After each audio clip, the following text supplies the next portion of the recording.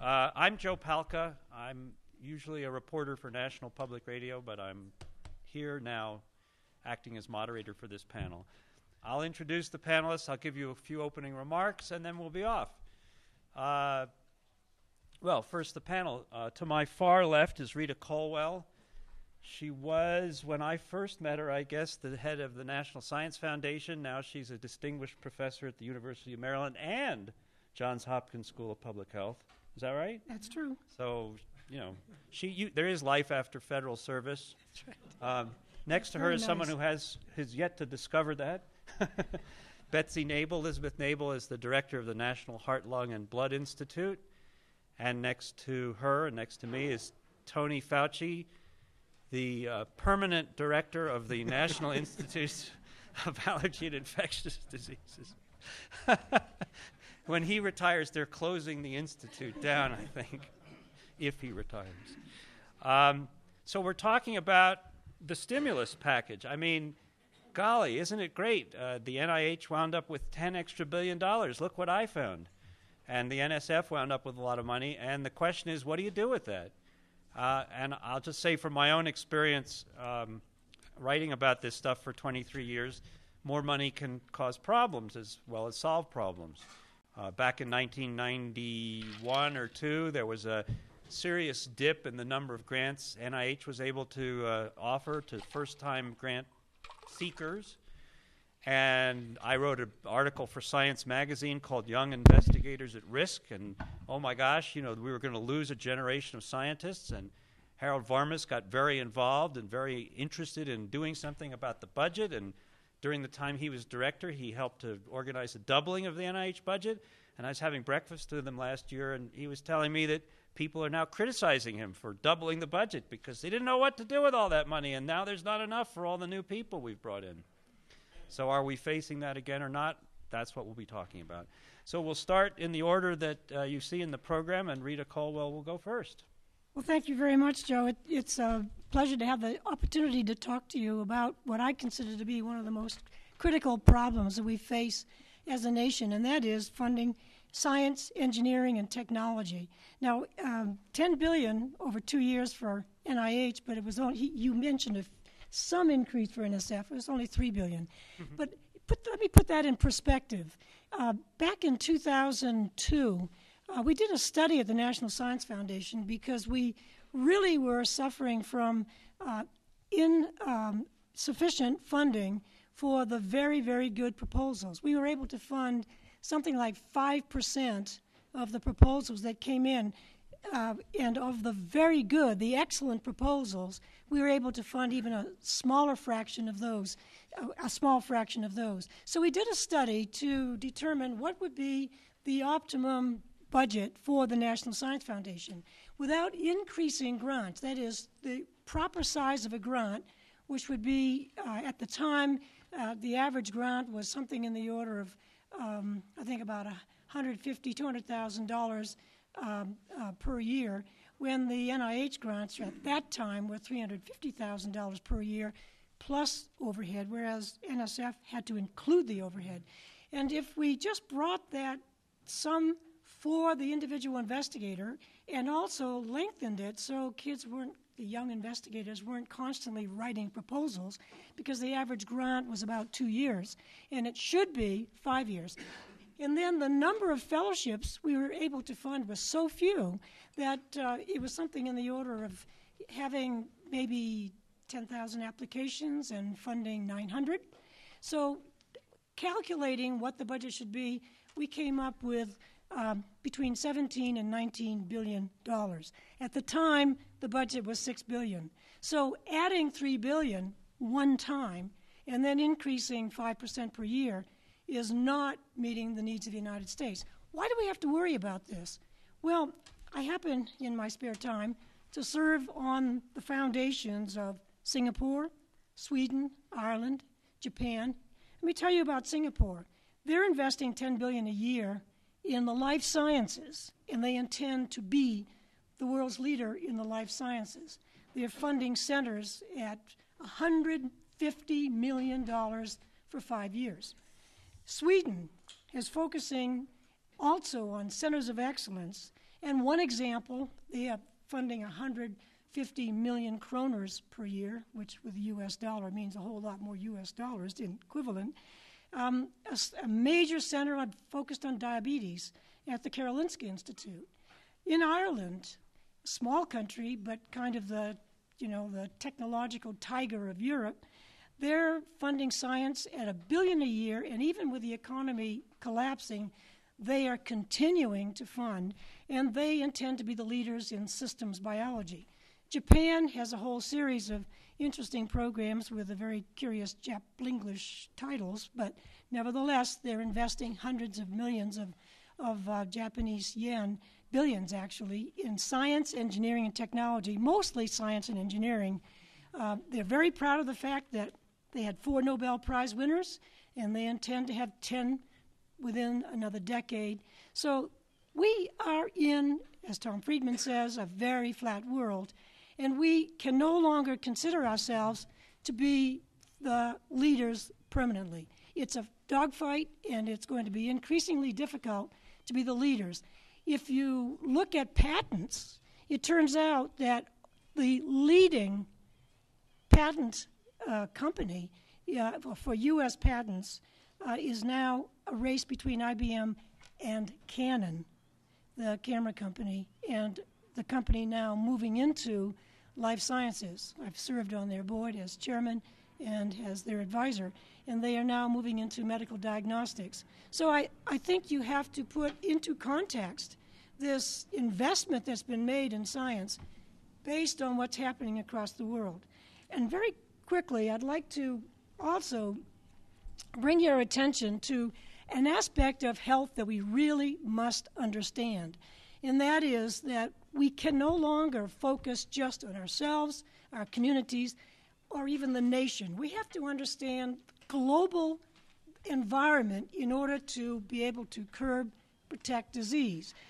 The burden of disease is clearly in the developing countries, Africa, some countries of Asia, and we need to be involved in helping curb the disease transmission, because the reason is that there are something in the order of 1.5 billion arrivals and departures at airports in the world, which means that people and goods travel very, very fast, and some of the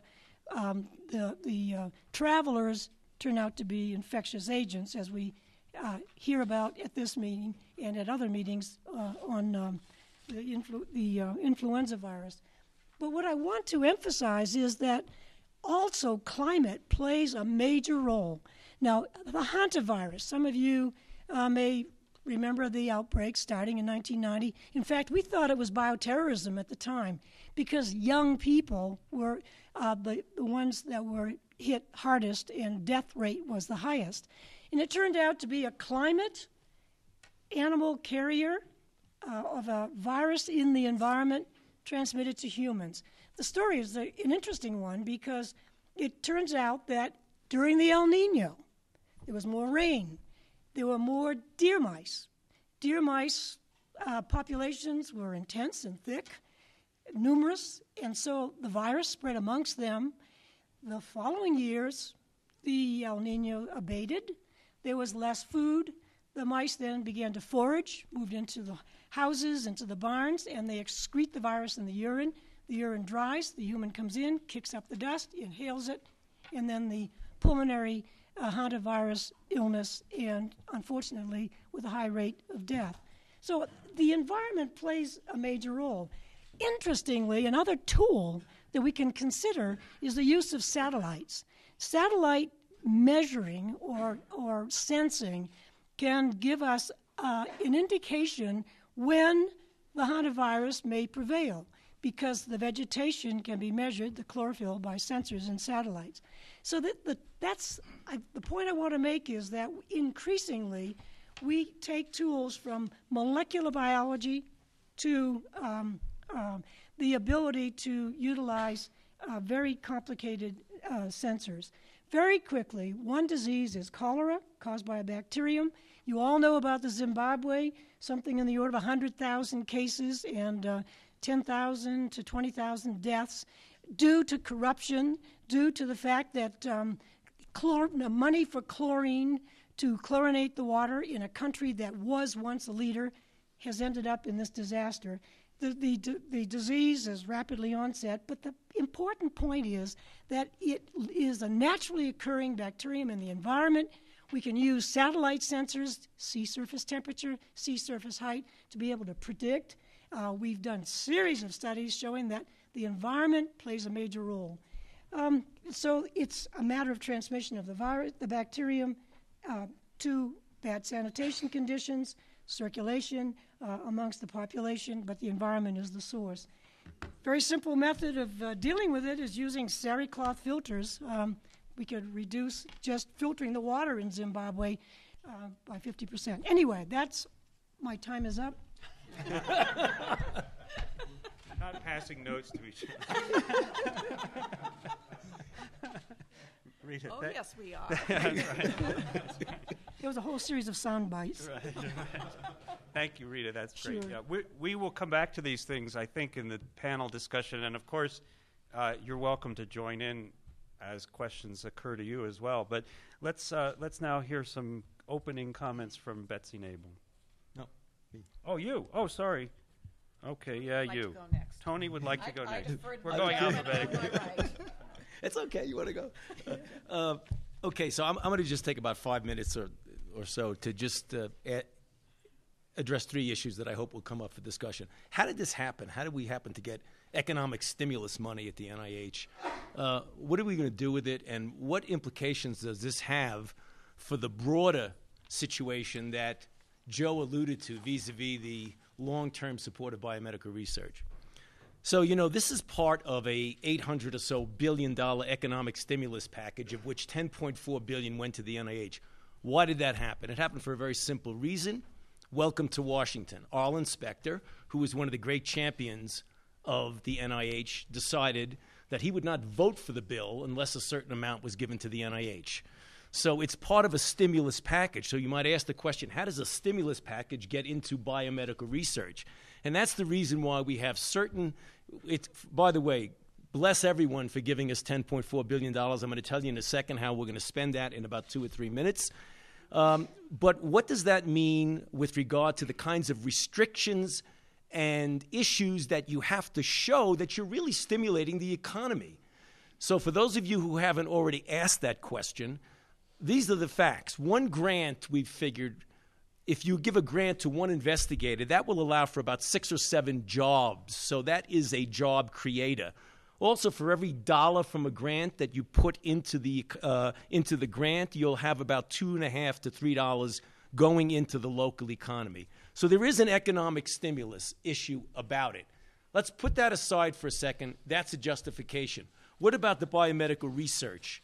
In order to understand biomedical research implications for this, you really have to understand in the background and the context of the unfunded support for really excellent, outstanding grants at the NIH.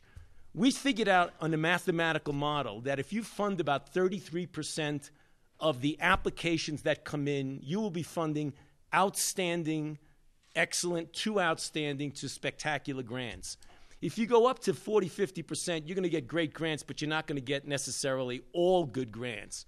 We're down now with the flat funding of the NIH to varying on the Institute between 16 to 22% of the grants are being funded.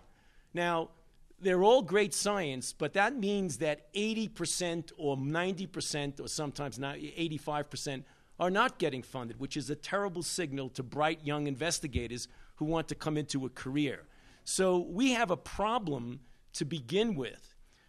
Our budget is $30 billion. $10 billion is a 1/3 increase of that. So that's the largest increase in the history of the NIH. So we have 2 challenges. How do we spend that money well?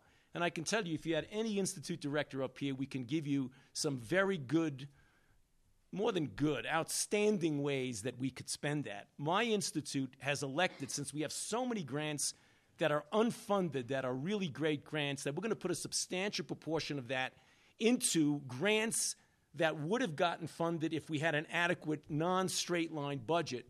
We also have things that are, and we'll get a chance to talk about this in the question, things like transforming ideas. We refer to them as challenge grants, signature grants, grand opportunities. For me, it's going to be a lot of infectious disease, looking at can we really make bold new ways to contain the HIV pandemic? What about pandemic influenza? What about emerging infections? The kinds of things that you couldn't do with just a little money that you can do with a lot. My portion, my institute's portion of the $10 billion is $1.11 billion. That's a lot of money increase. I am certain we can spend it very well, and I hope that you'll all see that we'll be able to spend it well. That's the great news. What's the challenging news about how to do it? As part of an economic stimulus package, remember, people sometimes raise their eyebrows. Biomedical research and economic stimulus, I could argue all day why you can do that. But you have to spend the money in 2 years because the economic stimulus is now, not 10 years from now. Even though biomedical research advances and its impact on everything we do is usually measured in decades, not in 2 years. So we've had to figure out ways how we're going to well spend it in 2 years, leading to what Joe alluded to, what Harold Varma spoke about, what we've all spoken about. If you look at the NIH's budget over a period of several decades, it actually doubles about every 10 years. But it isn't a linear effect of doubling. It's one administration that goes way up and the other administration goes back down. The other one goes way up and goes back down. That's the reason why Harold is saying, gee, I thought we were heroes. Why is everybody criticizing that we doubled the budget? The reason is it doubled and then it stayed flat for 5 years, which means the expectations of the biomedical research community, the young people, that all of these opportunities opened up, which are spectacular, breathtaking opportunities, all of a sudden you can't fund them. So what we're going to be faced with now is what people call the cliff effect. When you generate all of these great ideas, and we're getting amazing ideas coming in applications, we're only going to be able to fund a certain percentage of them, which means they're going to come back next year and the year after for reapplication. But remember, the base budget is flat or a little bit better than flat. So we're going to have this surge, and then we're going to be challenged with how we're going to fulfill the expectations. I'd rather have that than not have the money. But the challenge is, how do you get a relatively linear incline over a period of years? We figured out that the budget, if you gave increases of 6 to 8% per year, you would have enough for new ideas, to get new investigators, to fill in for those who drop out of the picture. But that would require an agreement of people who would be in power in the Congress and the administration over decades that we're not going to do this, but we certainly are not going to do this. And that is very, very difficult to do when you have changing administrations and not necessarily as rapid changing congressional leadership. So there's opportunities that we're going to do in 2 years that I think are going to be spectacular, but we're also going to be faced with the challenge of how do we get a stable level of increases for the NIH funding so we don't have the ups and downs that we've experienced over those years. I'm done. Right, and now that Arlen Specter's a Democrat, they don't need his vote. Right. And so you might not have even gotten the stimulus package if the change had taken place sooner. Betsy. Sure. Well, Tony and I generally agree on a number of these issues, but what I'll do is provide perhaps a little bit of a different perspective as an institute director. My area or domain is heart, lung, and blood. First and foremost, the NIH is enormously grateful for this bolus of money coming to us. Yes, the NIH functions best when we have steady, linear increases in funding rather than this episodic increase and decrease, as Tony articulated. But nonetheless, we're very grateful for it. And we hope, Rita, that this is an investment to expand the STEM efforts in this country. So as you think about this bolus of money, what are the overarching goals that you want to achieve? Well, first, we want to stimulate the economy. That was a very clear directive from the President and from the Congress. But second, this is an opportunity perhaps to bend the curve, not in healthcare funding, but bend the curve in terms of ideas and what we're doing at the NIH in perhaps a slightly different way. And that's the perspective that I've taken from my institute. As Tony articulated, about $8.2 billion of the $10 billion has come to the institutes in proportion to their percent of the NIH budget. So the amount coming to the NHLBI is about $750 million. And with that money, my goal was to really try to achieve a bit more of a stable funding status at academic health centers and in universities, particularly for young investigators. These are the treasured individuals that we want to keep in the pipeline of biomedical research. And so what we did was that our pay line for appropriated monies is at the 15th percentile. We could clearly fund up to the 30th percentile and support outstanding grants. So we expanded our pay line to the 25th percentile and funded grants that came in 08 and 09 that had been peer reviewed and offered them as 2-year R01s. In addition, we offered what are called administrative supplements. That's an increase to a grant that, an R01 grant that's an investigator might already have to young investigators. That is, those are individuals who are within 10 years of completing their last degree or their clinical training. So again, trying to stabilize the workforce in universities and academic health centers. We then, that would account for about 30% of our pot of money, so to speak. We then thought we would use the remaining money to really engage in some new ideas, some new areas, to really re-examine our portfolio and really broaden what we do, to engage in some high-risk activities that might be, get some data on over a 2-year period, or to encourage some innovation. So we're investing very heavily in what are called the challenge grants and go grants. These were RFAs that were issued. The only difference between them is really the dollar amount attributable to them. But I'll just read through some of our priorities for the challenge grants, and you can see that it may not be the usual menu that you might think about heart, lung, and blood investing in. Behavior, behavioral change, behavioral economics is very important to prevention and wellness. Bioethics, biomarker discovery, comparative effectiveness research, enabling technologies, IT for processing healthcare data, expanding the purview of clinical trials, genomics, health disparities, regenerative medicine, stem cells, translational science. Then large-scale DNA sequencing of our large cohorts are some of the areas that we've invested in. The response has been absolutely extraordinary. The number of applications that came into the challenge grant RFA was over 20,000. It was about 21,000, I believe. And of that, I think about 2,000 were assigned to heart, lung, and blood. Of that, we'll have monies to fund about 10%.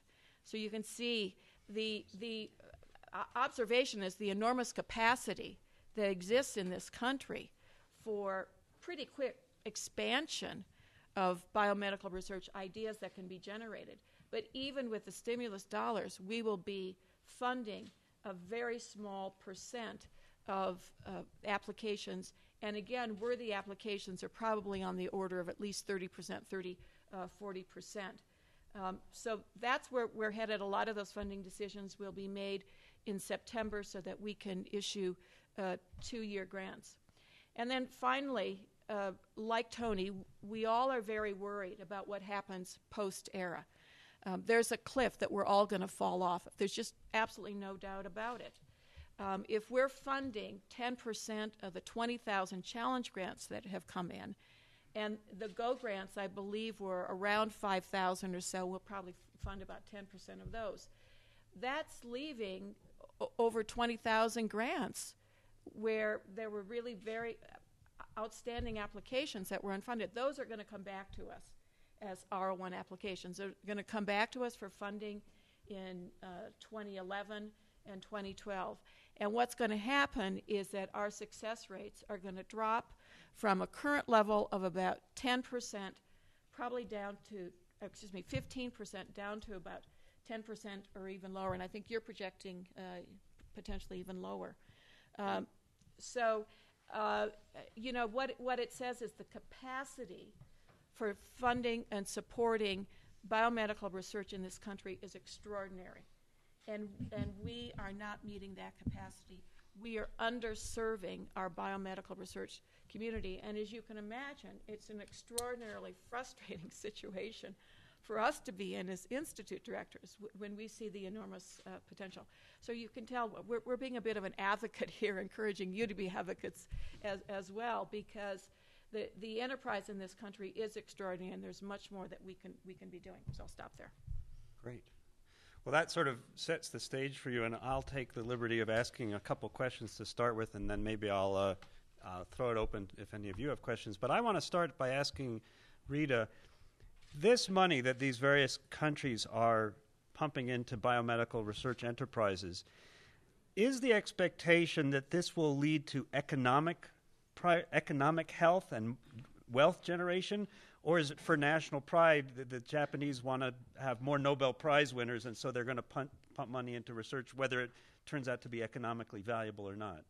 Absolutely economic objectives, surely to improve the health of the citizens, but the justification is clearly economic. The calculation as to the value, I think, as Tony mentioned, the investment of $1 is something in the order of $2 to $5, and the number of jobs that are created. That's clearly why they're doing it. And Japan, of course, is a very, very fierce patenting objective leader. They are very interested in being able to curb the market on new devices, new techniques, new methods. When you can calculate, for example, in medical diagnostics, globally, this is worth $100 billion. If you have a better mousetrap, so to speak, you're going to curb and capture 10 to 20% of that. That's significant. Well, Tony, you were talking about the economic stimulus effect of these dollars, but Rita was just talking about the economic benefit writ large, that this early investment in biomedical research will turn around and make a healthier economy as opposed to just taking dollars from the government and turning them into jobs. Is that really clearly the case? I mean, obviously with more money there are going to be people hired, but... Yes. So here's the confounding issues. We have to, on the basis of the guidelines we've been given, prove a 2-year effect. Okay? This is 2 years. We have to report almost every 90 days how many people were hired, how many machines were bought. So the people who are monitoring us, appropriately so. I mean, I don't have any problem with that because it's under the auspices of a economic stimulus for 2 years. I go along with that. That's fine.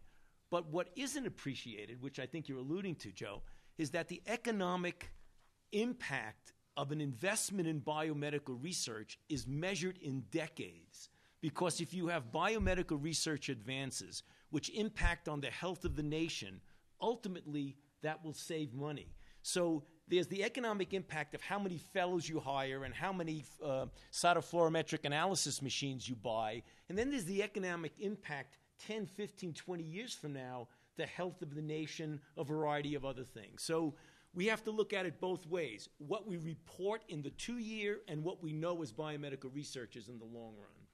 Can I make a comment? Sure. I wanted to emphasize that the work that is funded, the research funded by the National Science Foundation is really critical. You know, the magnetic imaging devices, laser surgery, that came from fundamental research funded by the National Science Foundation. Example, just an anecdote. At Michigan, University of Michigan, there were a bunch of physicists maybe 20 years ago working on lasers, trying to figure out what these things were. And a young investigator was aligning the laser beam, and the beam went right into his eye, and he was rushed to the hospital. And the emergency room doc looked at him and said, you have a perfectly round, tiny little hole in your eye. He said, how did that happen? And he turned out he was more interested in the laser than because the kid was going to be fine. But that combination of the surgeon's interest and the physicist combined led to the development of laser surgery. So that's kind of an anecdotal one that doesn't happen all the time, but I just want to emphasize that it's the basic research in science and engineering that leads eventually to the applications and discovery, which is why not a good idea to have $6 billion invested in NSF and $30 billion in NIH. There needs to be more money invested in NSF as well. But you have to take into account that decimated the eyeglass industry. Economically. Right, yes. Well, Betsy, I wanted to ask one other question about these challenge grants, because I've been talking to investigators around the country, and the normal process for submitting a grant is it's probably a 6-month or year-long process of thinking things through and collecting data, initial data, and proving to yourself that the project is feasible.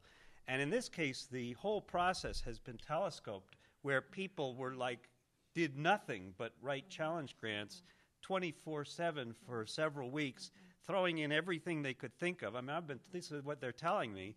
And then turning that in with this huge 20,000 grants, which have to be peer-reviewed, which means you have to bring in all sorts of people who have to read all these things and decide what's important. Never mind whether peer review is any good. We can talk about that later. Yeah. But is this the way to run an airline, to use an old expression? So things have been fast-tracked is a positive spin. There's been a lot of chaos, would be the negative spin. Look, the realities were we had a large sum of money, and we wanted to be in a position to spend it quickly. And I think, given those time constraints, I think this was probably as well-run a process as you're going to get. You know, it's interesting, Joe, if you reflect upon the usual process about you have an idea, but our grant peer review and approval process now dictates that you've got to think about it and refine those ideas and get the preliminary data and think about what's going to be a safe application. Well, maybe this time around we're just going to fund the good idea, and we're going to make the investment. And some of those good ideas are going to pan out. A lot of them probably won't. But even the ones that don't are probably going to lead to other good ideas. I think we should use this as a chance to reflect upon how we generate and fund research in this country. Do we need an 18-month process right. to fund a grant? I think there's a tremendous opportunity here, because there are, the Howard Hughes Medical Institution makes judgments. You send them 2 pages about what you want to do with the money they're going to give you, or 3 pages, and you tell them what your ideas are, and they say, yeah, that sounds good to us. And I mean, I admit that there's, proper stewardship of public funds is required, but I think there's an argument for saying we could probably do a more thoughtful 3-page application for money than to spend these countless hours assembling these documents that have to be filed when you file for a grant. Well, all right, I've talked enough. Why don't we take some questions from the audience? Go ahead. Yeah, so I'm a researcher at the University of Colorado, and in full disclosure, let me say I've already received substantial dollars from this program. So I don't want to seem ungrateful, but I do have some concerns I would want you to address. First of all, I think the 2-year grants favor basic research over clinical research. Anytime you do work with patients, 2 years is not very long to get an outcome. And those of us doing patient-oriented research, I think have more of a challenge. Second, when these grants come around, Betsy already talked about it, we're all going to come in at the same time. And when things like that happen, it's the young investigators oftentimes are best ones who don't get funded, who have other opportunities. We lose them from research, and I'm concerned about that. Third one is I'm concerned about the reviewers on the grand opportunity and the challenge grants. I've been asked to review on many, many panels, some of which seem a stretch for me in my area. These are big ideas, and oftentimes you have to have the right kind of people to review big ideas. And so are you confident that we're going to get the good ones funded? I guess those are 3 concerns. And I'll answer them very quickly. You're absolutely right on the clinical trials. No randomized clinical trial can be done in 2 years. However, what we are doing is we're being open-minded. There may be some clinical trials that will fund the first 2 years with ERA money and then the out years with appropriated dollars. or this is a chance to work on clinical trial methodology or IT database support. The second, we now have a term, what I referred to earlier as a new investigator, we're now calling the early stage investigator, the person who's within 10 years. Many of us still have a differential pay line for the early stage investigators to try to help them. In my institute, it's a 10 percentile point advantage. And then finally, the reviewers, you're absolutely right. There's going to be a lot of variation in the reviewers. That's why once the reviews are done, they come back to the institute. We take a look at all the grants. We can use what we call program relevance to pick up some of the ideas we're interested in. And then remember, it all goes to secondary review by our advisory councils. So there'll be a couple more layers of review on top of it. So you'll have more input than the usual system on Yeah, we will. Okay. We will. Everyone, first of all, I agree with everything that Betsy said about perhaps this being a way to stimulate how we look at review processes and perhaps better them.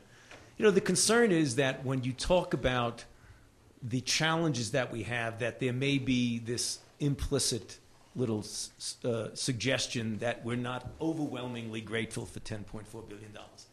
Let's get it on the record. We are overwhelmingly grateful for $10.4 billion. However, the points you make are very, very important points. At the end of our congressional hearing, Senator Harkin came over to me and said, and I agreed with him completely, it isn't the policy of the government, but I agreed.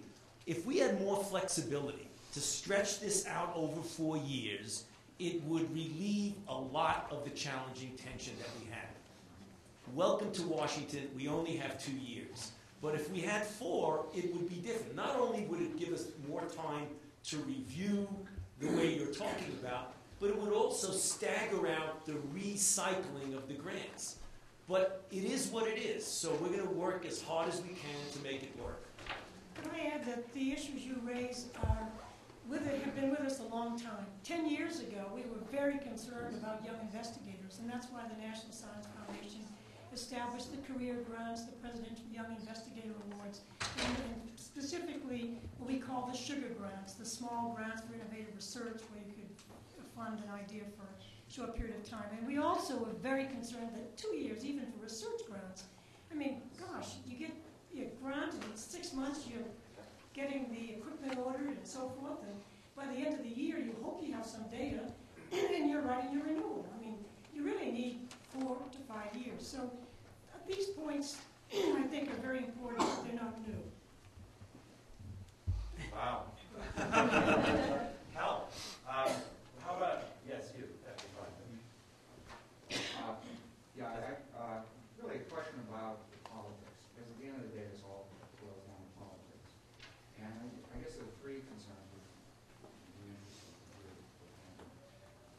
One is, I spent about 20 years in Europe, primarily the UK. One of the things that strikes me about the US and its approach to this and a whole range of other issues is hubris. We just don't understand that we need to compete in the world. And we sit and invest in our world. So the question I would have for you is there an understanding in Washington that the Chinese, for example, if you look at the Chinese are starting to do an alternative energy amongst other areas, is a direct threat to what we're doing. The strategic investments in Sweden and Ireland, these are strategic national investments. Is there an understanding? And the question is there a way to depoliticize to some extent the funding of biomedical science? Because like here in the UK with Parliament, the big problem with the NHS and a whole range of things in the UK is everything is entirely political. You go to Parliament for funding each and every year. And so it's all political. Is there a way to depoliticize that? I have to take issue with you in terms of what you mean by political. No, I'm serious. I'm not trying to be facetious. Our government is a political organization. I think if you look at, and I won't mention any country specifically, but people who are here who have important impacts in the biomedical research community in other countries, they marvel at how little, quote, political influence there is on what we do. There may be political back and forth about how much money in an appropriation would go to this, but the political influence on what we do. I mean, I just want to make sure the audience doesn't know. I understand Understand? Yeah, but you've asked the question, are they aware of it? The leaders aware of it? They certainly are. Does that awareness translate into an action that would show that there's a clear awareness of and acting on the need to be able to put ourselves in the global competition? It varies. It varies from administration to administration, and it varies from topic of science to topic of science. Is it energy versus environment versus biomedical? It's all over the place. So I don't think there's one easy answer to that. But let's get back to hubris. I think we've lost that in this country. Think back to this past week where we celebrated the 40-year anniversary of a man walking on the moon, Neil Armstrong. And think of the hubris that President Kennedy had in saying, we're going to fund NASA and we're going to support a program where we're going to have a man land on the moon. And then think back to the film clips of Walter Cronkite and the tribute to him, where when Neil Armstrong stepped on the lunar surface, he took off his horn-rimmed glasses, he stood back and he said, golly gee. And, just his glee, his joy. I mean, in many ways, that's how we lost that. But there was a competition. There was a competition, but there still is a competition. I think Tony's right.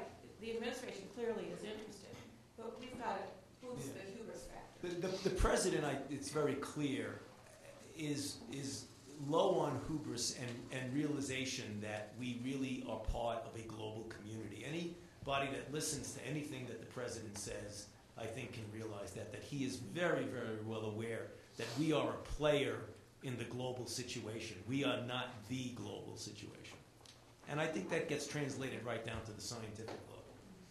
Can I get the gentleman in the blazer there? Yes. Yeah.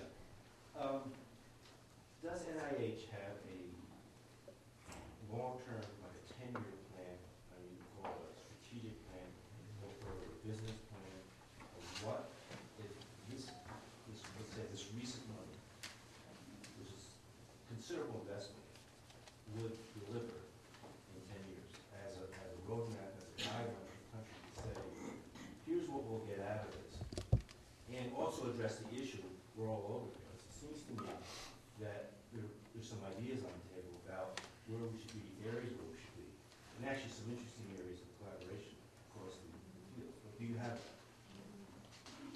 One of the Both answer. Go ahead. So I would say yes, yes, and yes. Yes, each of the institutes has their own 10-year roadmap, strategic plan, whatever you want to call it, of what the institute wants to stimulate and the goals it wants to achieve in 10 years. And then I would say, yes, the NIH does, and certainly that was much of Ilya Serhuni's efforts in putting together the roadmap, which is now called the Common Fund, was trying to achieve some cross-cutting goals and themes for the NIH to achieve in 10 years. I'm hesitating a little bit because, yes, we can be directive about what we want to achieve, but we also know that basic discovery is serendipitous. And there's an element that you just simply can't predict.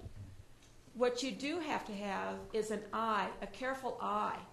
So when you see the idea or the discovery, you can look at it and say, yes, if we take that idea and apply it in this way or that, we might get to the next laser surgery. And to me, that's one of the fundamental challenges that we have at the NIH, is picking up on those key discoveries and then moving very quickly with them towards translational work that might end up. I must say that it's very important that it be understood by Congress that you can't mandate discovery. I've had to face congressional inquiry saying, well, how many discoveries are you going to make next year with the NSF funding? What do I know? So it's a matter of funding the very best research, and from the connections that are made, which also leads me to a point that's really critical, and I think the 21st century is interdisciplinary research. It's biomedical, it's understanding social behavioral aspects. In fact, it's been very difficult for NSF to have one congressperson, who shall remain nameless, who tried to eliminate the social behavioral economic directorate of the National Science Foundation saying that the government shouldn't be funding social science research. Wait a minute. If we're going to understand how humans function in their environment, we need to fund that research. So it's very critical. Yeah, let me just say that from a different perspective. When somebody asks a question, Betsy said yes and yes. I'll say yes and no. And let me explain what I mean. If someone comes over to you and says, do you have a strategic plan? And you say no, you're toast. But the fact is that it depends on what you mean by a strategic plan. Now, when we were talking, Betsy was mentioning Elias Zahuni's roadmap. Elias came in and he said that looking at the broad scope of where medicine's going, what I would like to have is preventive, preemptive, predictive, and participatory, the 4 Ps. That's what he did. Now, that's not a strategic plan, but it's a strategic concept. The strategic plan that Betsy and Rita were alluding to, you can't have that with biomedical research for the simple reason that biomedical research is discovery. And discovery keeps changing what you're going to do. Now, let me finish. Do you have a strategic plan to build the Verrazano Bridge? Absolutely. Going to put a post here, a post in Staten Island, and we're going to go. You got a strategic plan. If you didn't, the bridge would go this way. However, with biomedical research, you really can't have a step-by-step strategic plan. So, yes, we have a strategic plan, and no, we don't have a strategic plan. So I was just here. Oh, gosh. I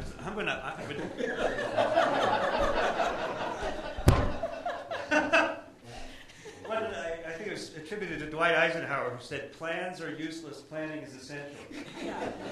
Okay, who am I going to choose? This is impossible. Yes, you stood up. That gets you something. I think Tony brought up a crucial issue earlier when he talked about the flattening and then the rising and flattening and the unpredictability of the NIH budget. And somehow I think we as a country need to recognize and get longer-term planning so that we don't have yearly cycles in administration of that. And we really do need to be investing much more strongly and making a commitment to invest more strongly to see the NIH budget growing on a continuing basis of 10% a year or more or repetitively. Because really science, biotechnology, technology in general is the future economic engine of the United States. We are no longer competitive in automotives.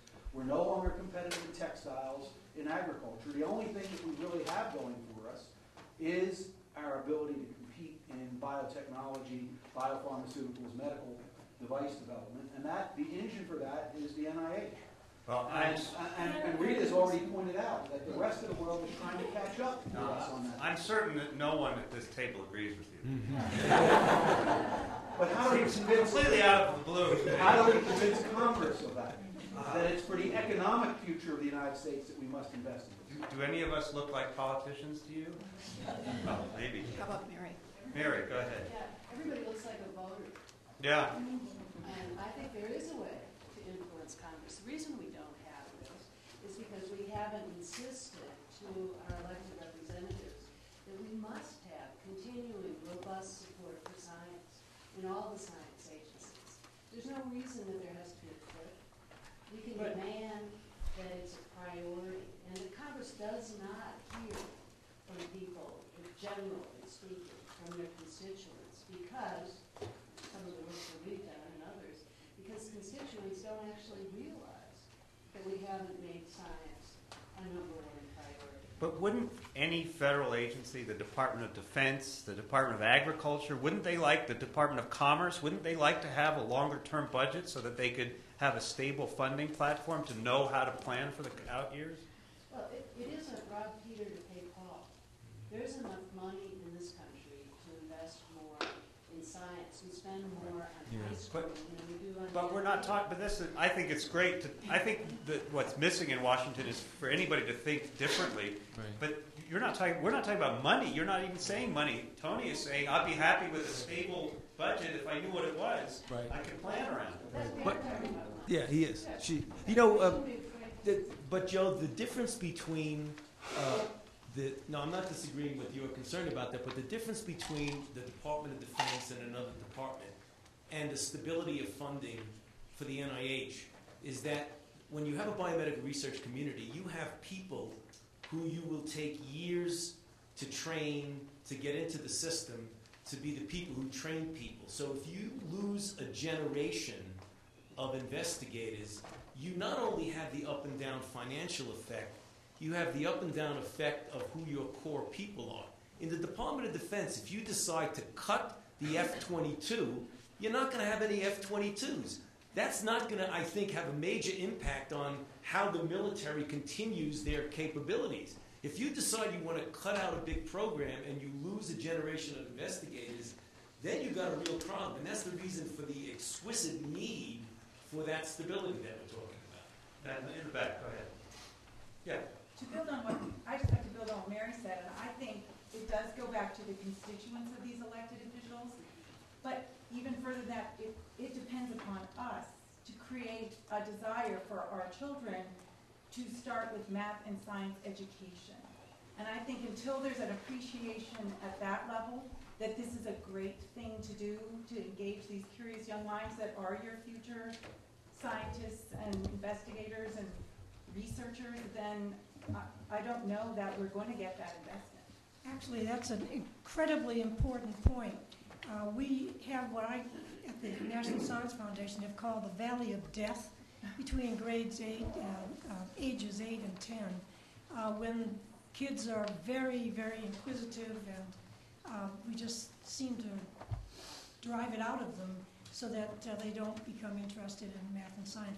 But I wanted to make, to the previous point, I think what is really very discouraging is the decline in the number of students going into science and math for a variety of reasons. The long time it takes to train, and the end result that they may not even have a job, and the amount of money that they would earn is not the same as if they went into, God forbid, law. So I think that that's a very critical point. John, I can see your name. So I read a whole bunch of the Challenger grants and the random community grants programs, and very good stuff. Just about all of them, or I would say probably 2/3, had some element of the ability to share data, collaborate with other researchers dealing with issues around terminology normalization, privacy issues, security, rights management, and so on. But the problem was they all had it. So it's maybe sort of the tail end of each application. And when you looked at the number of people lined up around the block for each grant, it's like, well, why bother applying for something that interfaces in this particular area if the focus is on what you're discovering as opposed to how you discover things? So the question would be, is there a way to reach out to all these grants that are out there and set up some sort of shared infrastructure, so rather than each of them rolling their own mechanisms for sharing information, dealing with privacy issues and so on, that they can subscribe to and spend that money more efficiently? So let me take an excellent point. Let me sort of extract, are you referring to sort of the clinical trial arena, or are you talking about shared information in basic research? Comparative effectiveness for discovering everything. Yeah. Okay. function. So I can address that. For comparative effectiveness research, there's 3 pots of money: NIH, ARC, and the Office of the Secretary. The Office of the Secretary's pot will probably focus quite a bit on data infrastructure and dissemination and translation. And within the data infrastructure component, there'll probably be a large emphasis on building what is being termed distributed data sets. So, for example, taking Medicare databases and expanding them so that they include Medicaid information, many more years of coverage data, and making it far more accessible for researchers to gain access to. I think, and those distributed databases will be married with the IT platforms and standards that David Blumenthal is developing. So I think you're going to see a lot of that coming out of the Office of the Secretary CER plan. Gentleman in the blue. My question is kind of similar to piggybacking off what he said. It's becoming quite clear that health information exchange and IT is sort of the future of efficiency in every aspect, from hospital to research. But my question is, how does health information exchange specifically between institute to institute within the NIH facilitate the information to the public about new publications, about new health initiatives. I worked at NIH, and we did a database about a cytokine and trying to put it into a blood data bank. A year later, I was at a different office, and I couldn't get access to that data bank. And I'm just curious, everyone says with all the meaningful use policies, how do we get information exchange from the research level to the consumer? I wanted to know how that would be facilitated specifically within Institute data. Let me take a crack at it, and then that's I have no way of defending against it. You're absolutely correct. I've tried to find things myself, and I couldn't find them. So we're friends on that. There is a trend now, more than a trend, virtually a mandate to have consolidation of databases so that people can access everything out of a uniform database. It isn't there yet. There's a realization that the trouble that you ran into is not only difficult and bad and inefficient among the groups, but it makes it impossible to answer consistently a question from the outside. And we are working hard on that, and it even gets to how much money are you spending on X amount of research. And that gets us in a lot of trouble, because if you get answers from different databases, all of a sudden in a 24-hour period, the amount you spent on flu goes from 160 to 130, and then I get 20 emails and I have to go downtown to explain to a congressman why I cut $30 million for flu research in the middle of a flu pandemic. And the fact is we didn't cut anything, we actually increased it. So you're absolutely correct. The other component of this is culture. It's the culture of us as scientists that often we want to hold on to our data and we're not maybe as willing to share as we should. NHLBI has a lot of large epidemiology cohorts, and when we were merging these cohorts with genetic information, the geneticists were far more attuned to data sharing, and I used to say the epidemiologists want to be buried with their data. So part of it is simply the culture that we've got to work on. Can I expand that to a larger, broader issue which you're really querying, and that is that we live in this century where interdisciplinary research is really critical, and the languages of physicists and chemists and biologists and astronomers, we need a scientific Esperanto, because you can use a term in chemistry that has a different meaning if you're talking in genetics.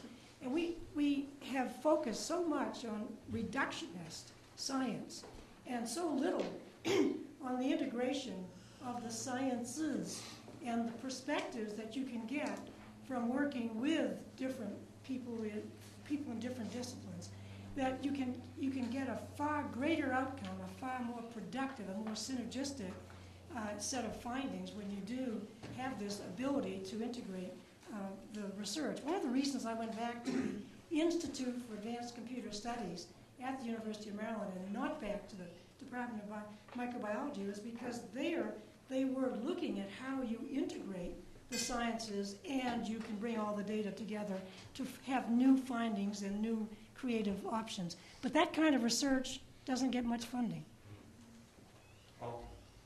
Let me follow up on this just a little bit. In the last 30 years or so, there seems to have been very little appetite at rethinking the basic regulation of research, whether it's the human subjects research regulations, it's the privacy regs that came into play later, all of which have tremendous effects on the efficiency with which you, or even the ability to do even database or biobank research, let alone human research, on top of which, of course, we've got the committees that oversee any kind of DNA engineering research, animal use committees, et cetera. Do you have any idea of what it would take to create an appetite to go back and rethink this panoply of regulations to make them more coordinated and more focused on protecting what needs to be protected and loosening where loosening would be appropriate? Politically, what would it take to create that appetite? Well, let me just say that fortunately, the generation coming up thinks connectively and interdisciplinarily, and they're very comfortable with the use of computers for transmitting data. So I think generationally that will happen. But politically, I'll turn that over to Tony. I don't have to worry about Congress anymore. He does. Well, Alta, are you referring to what would it take to take a look at some of the regulations that we have, for example, in human subject research and things like that? Yeah. That's very, very complicated.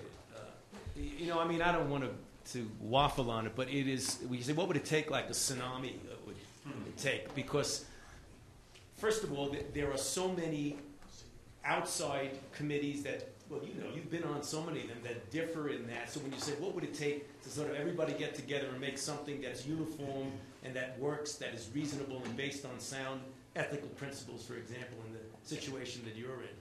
I don't know, we keep getting committees that come out with different, almost cross-purposes recommendations. It's kind of difficult. I don't have the answer to that. Betsy, I don't know whether you...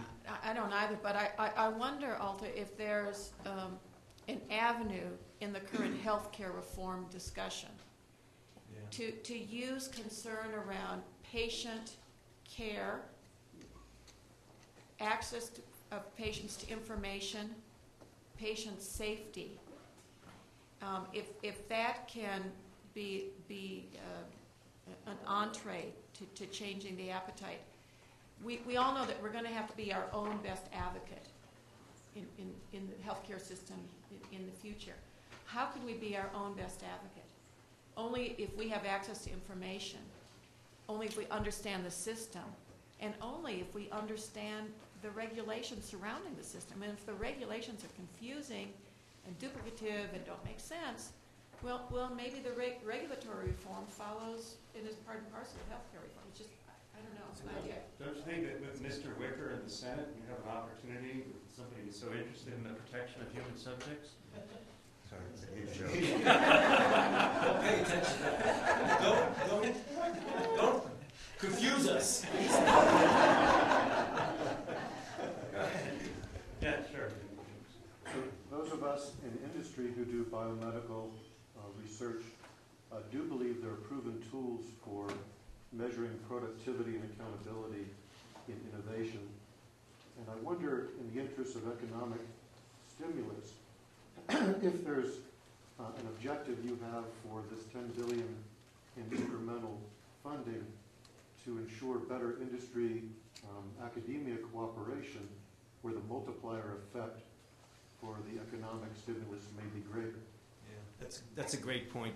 Being in in my area of infectious disease and the development of vaccines and drugs, we are so dependent on the interdigitation between our industrial partners and ours, and I think that's an excellent idea. It'll vary from institute to institute, but right now, with this particular subject that we're talking about today, the economic stimulus package, we've had to move so quickly on this that we didn't really have the time to do what I think if it had been stretched out over a longer period of time, we could have embraced our industrial partners.